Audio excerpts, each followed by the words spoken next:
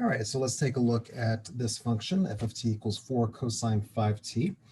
We can read off multiple properties of this function by just looking at it. So the 4 here, the number in front, that is the amplitude. So that gives an idea of how high and low it goes. The number 5 here gets used to determine the period. So the period is equal to 2 pi over 5. So the number that appears here is in the denominator here. The period is 2 pi over 5. And finally, the frequency is simply the reciprocal of the period. So 5 over 2 pi. The units here, t is in seconds, so that's 2 pi over 5 seconds. And therefore, the frequency is 5 over 2 pi hertz.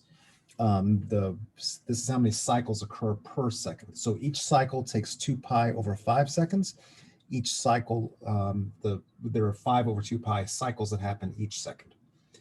And just closing comment, even though this wasn't asked for in the problem. So to draw the graph of this, we would have our high and low points would be at 4 and at -4. There's no phase shift. It's a cosine graph, and 4 is positive, so it would start at the high point, and then mid, low point, back to mid, and then high, and then this would end at length 2 pi over 5. So that's, and then the cycle, of course, would continue. And then the next cycle would end at 4 pi over 5, and so on.